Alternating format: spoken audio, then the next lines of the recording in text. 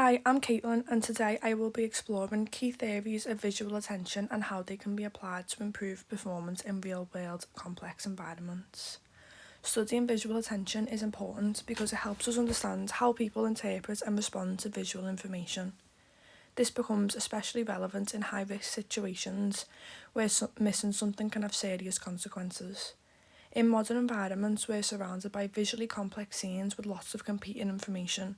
However, humans have a limited attention capacity, so we can't process everything at the same time.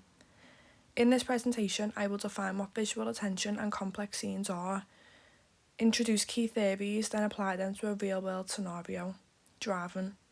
This requires us having to process multiple stimuli at once, however, due to limited attention, hazards can sometimes be missed. Visual attention is a cognitive process that allows us to select and prioritise important visual information from our environment. We are constantly surrounded by more information than what we can fully process, so attention helps us focus on what is important and filters out irrelevant details. For example, when driving, visual attention enables people to focus on traffic lights and pedestrians while ignoring shop signs and billboards. For most people, vision is the dominant sense, meaning we strongly rely on this information to guide behaviour. It also supports higher order cognitive processes such as perception and memory. However, visual attention has a limited capacity, meaning we can't attend to everything at once, so we have to be selective. It can be guided in two ways: endogenous, meaning it's driven by our goals and intentions, or exogenous, meaning it's driven by something in the environment. According to the American Psychological Association, selective attention is the concentration on certain stimuli in the environment and not on others. It is a process that allows us to focus on the most important information in our environment and filters out and suppresses irrelevant or distracting details. These could be external, such as sounds, or internal, such as intrusive thoughts, to allow task-relevant information to be highlighted and processed further. Selection is necessary because there are severe limits on our capacity. Neural activity is metabolically expensive, so only a few neurons can be highly active at once, meaning visual stimuli are competing for processing resources. Selective attention biases this competition towards what is most relevant, so neural activity becomes enhanced at attended areas. Selective attention can be explained through the spotlight theory.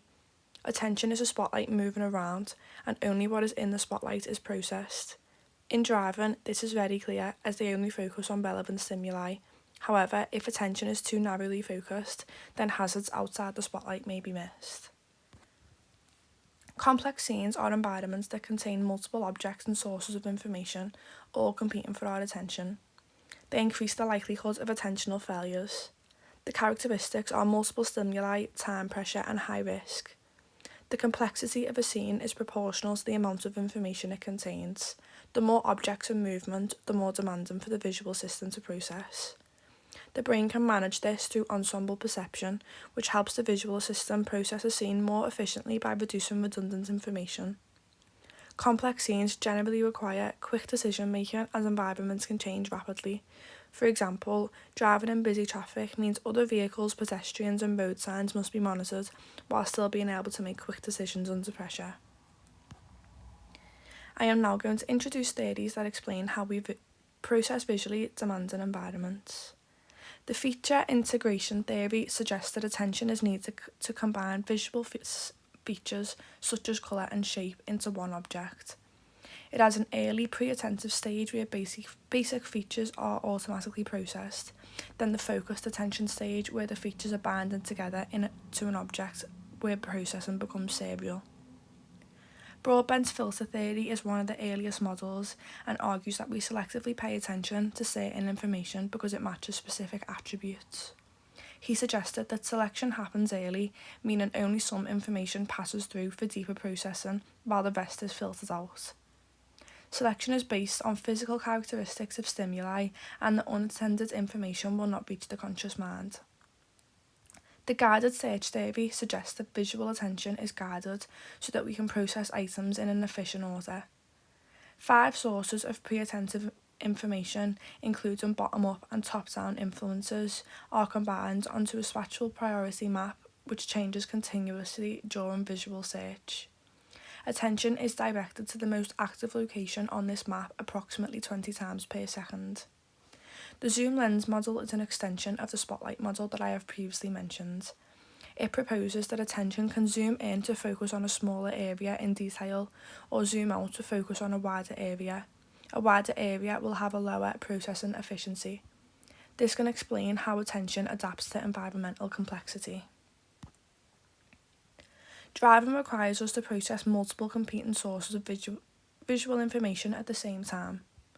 When conditions become more complex, such as heavy traffic or bad weather, we may not have enough attentional capacity to process everything, which increases the likelihood of errors. It is a demanding visual task as it contains high visual density, constant motion, and competing stimuli. Drivers often have to make rapid decisions when in moments of uncertainty. An example of how attention can be reduced during driving is engaging in phone conversations. Even when on hands-free, it doubles the likelihood of missing traffic signs, and the signals that are detected have a much slower reaction to them. This happens because attention is diverted away from the driving environment and towards the cognitive demands of the conversation. Overall, this shows that attention is limited and selective, and drivers are more likely to miss information when attention is divided or overloaded. So, how do these theories link to driving? Broadbent's filter theory states we prioritise relevant information. This means drivers focus on cues such as brake lights, traffic signs and road markings, while ignoring irrelevant scenery such as billboards. However, if the filter captures something irrelevant, such as a passenger conversation or a shop sign, important road information can be missed. This explains why distractions reduce hazard perception, as the attention is being directed towards something irrelevant. The feature integration theory explains that hazards aren't always obvious, as the driver needs to piece together multiple features, such as motion and distance, to recognise it. This is important because hazards often involve combining features quickly, such as identifying a cyclist on a busy road. The driver will piece together shape and movement, which will depend on their attention. Tradesman's theory suggests unattended information is processed at a reduced level. This helps explain why certain stimuli, such as a pedestrian stepping into the road, can still capture the driver's attention even if they're distracted. Guided search theory suggests attention is guided by both bottom-up and top-down cues. Sudden movement and flashing lights automatically draw attention. However, top-down guidance involves the driver's expectations, for example, actively looking out for pedestrians. This explains why experienced drivers scan areas that hazards are most likely to appear. The zoom lens model suggests attention can narrow and expand depending on the task.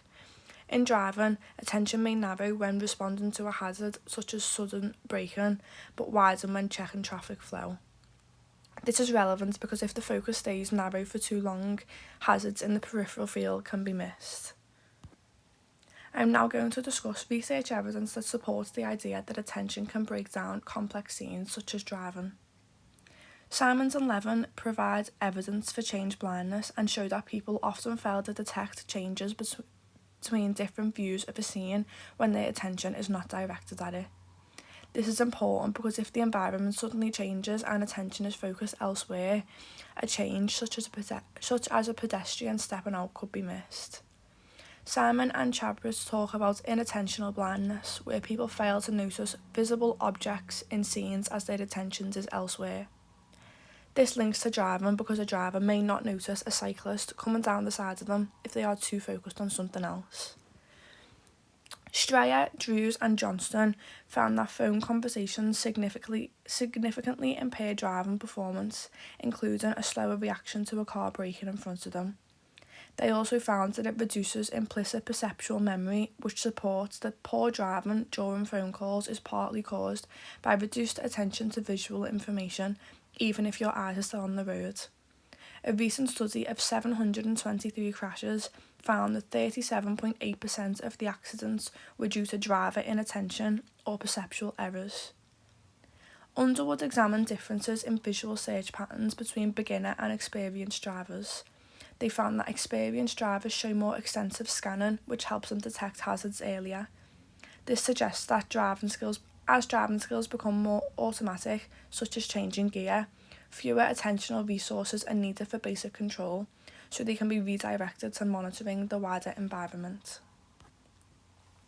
Overall, the research provides strong support that attention is limited and links well to driving where multiple stimuli are competing for processing. This means that selective attentional theories are useful in explaining driving errors. This is important because it explains why the hazards are sometimes missed. They can also help predict when errors are most likely to occur, for example, a visually complex situation. However, a limitation is that many research studies are carried out in controlled environments, so it's difficult to relate these to driving as it's a dynamic environment. Attention could increase, so effects may differ. Another limitation is that attention capacity changes between individuals. Underwood stated that more experienced drivers have more effective visual search strategies, so distraction and attentional limits may not be the same for all drivers. There are several ways we can apply visual attention research to improve driver safety. Because attention is limited, drivers need to learn how to scan effectively and anticipate when and where hazards are likely to appear. The hazard perception section of the theory test is a great start to this. Road design can support attention by making the markings clear and better signs. These will make it easier for drivers to detect changes quickly, especially in complex environments. Car design can also help compensate for attentional limitations. Systems such as lane departure warnings and collision warnings act as extra support for when attention is divided or hazards appear quickly. The evidence on mobile phone distraction made it crucial for stronger policies to be enforced. Penalty points and fines for mobile phone use while driving a vehicle are firmly in place and help reduce this behaviour. To conclude, visual attention is an essential cognitive process but has a limited capacity, meaning we can't process everything in our environment at once. Driving is a real-world example of a complex scene, as roads contain far more stimuli than the brain can apprehend. Drivers must constantly select what to focus on, while focusing on less relevant information. The selective attention theories discussed, such as Broadbent's filter theory, help explain why drivers can sometimes miss important information. Finally, the research evidence shows that attention failures, such as inattentional blindness, can have consequences when driving. By applying this research, we can improve driver training, road designs, and car features to reduce errors and increase overall road safety. Thank you for listening to my presentation.